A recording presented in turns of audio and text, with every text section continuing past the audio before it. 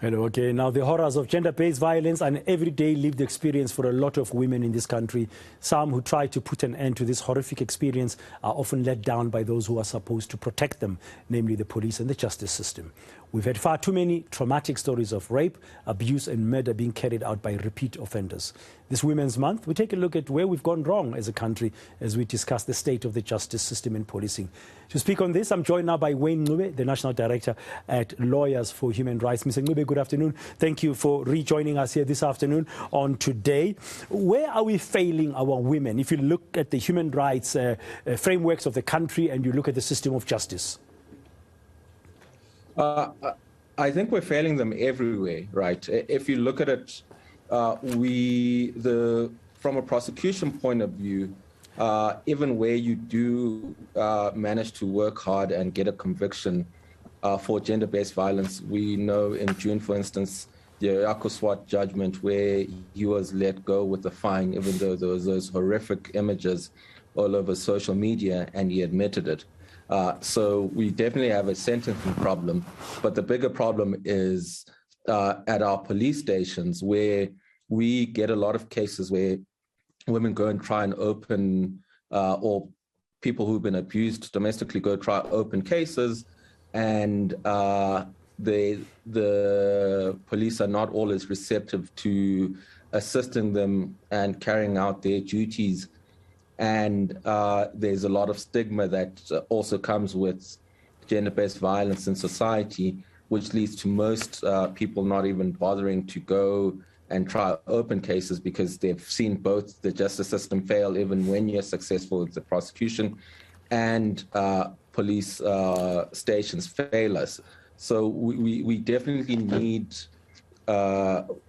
there's a lot that needs to happen in society. There's a lot that needs to happen in our justice systems. There's a lot that needs to happen in our police stations. Is part of that lot that still needs to happen includes a situation where the courts are giving sentences which are perceived by the victims and society at large as being lenient, and many of them, even in some cases, they get bail? Yes, so definitely some outcomes that we've seen. We don't want to be too critical of the judiciary, the important arm of government, but definitely some of the outcomes that we've seen in the verdicts are insufficient, and I'm not sure if minimum sentencing is an appropriate way to address this. In terms of bail, it gets a bit more complicated because there's always a presumption of innocence. But if someone clearly shows that there will be a danger to the victims, then there are processes that should happen to ensure that bail is not given out. That's obviously on prosecutors and the National Prosecuting Authority to make that case out clearly. Unfortunately, our justice system as a whole doesn't really work functionally. There's not a lot of resources that goes to the Ministry of Justice, and the way in which most criminal matters are dealt with, as soon as someone has power and money, the justice system does not interact with them in the same manner. We're a very capitalistic justice system, which serves affluent people, rich people, or well-off people, and condemns poor people instead of dealing with the merits of cases. And that's something that's going to take us a while to resolve before we start looking at very specific crimes and egregious crimes like gender-based violence and femicide that we're seeing. So the poor who protest sometimes in some of these cases are therefore correct to say the law is for the rich?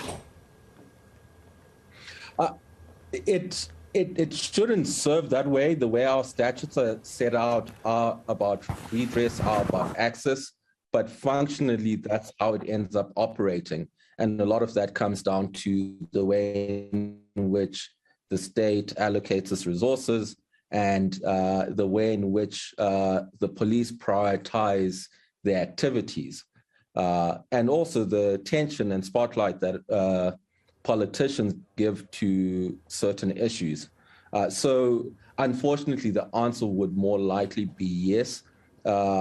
And whilst we don't really have enough bodies and institutions that can close that gap, that power gap, that and provide legal services to poor people, that will remain the case. Okay, finally, and very briefly, we're just running out of time, so we needed to ask you this question from a lawyer from Lawyers for Human Rights perspective. We mentioned GBV. We've just seen one of the horrendous cases in Krugersdorp where 8 women were raped, allegedly by foreign nationals, and now the police have been around there. Shortly, I'm going to be speaking here in the studio with Mr. Elias Mawela. He's a Gauteng police commissioner. He was on the ground. Now, they're arresting the Zamazamas, and most of them are here, of course, illegally. And the balance there to try and enforce the rule of law. And the people who are being arrested have contravened our immigration laws. But the people who raped the 8 women, as far as we know at this stage, have still not been found because there's still a lot of DNA testing and all that going on. I mean, when you look at this situation, does it assist the fight against GBV or not? Well, I'm not sure if going after Zamazamas assists the fight against GBV. If obviously in targeting other illegal operations, you do find your criminals, then yes, that would assist. But what we've seen a lot is politicians and police go the easy road of finding an easy scapegoat. If there's some crime or some big social thing that's happened, go target the people with no protections in society. If it's Zamazamas, if it's migrants, as far as we understand, a lot of the people who were initially arrested actually did have papers. But then once your headlines are out, you can then just scapegoat, and then you never have to actually deal with the issue. You never have to actually go find the people. You've given the political answer, you've given the political scapegoat, and you haven't actually addressed issues. I think we're at a very dangerous time in our country where there's so many social issues and there's such deep inequality and there's structural issues with our economy. But then the way we're addressing it all is to say, okay, everything is the illegals, or everything is wherever the lowest person in society is, because we know that doesn't functionally change anything.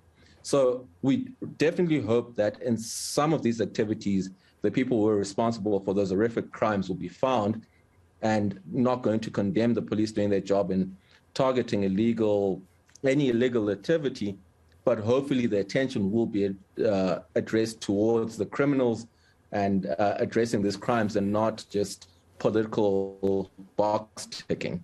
Thank you very much for your insights and your response there. Wayne Ncube, lawyers from the Lawyers for Human Rights. Now,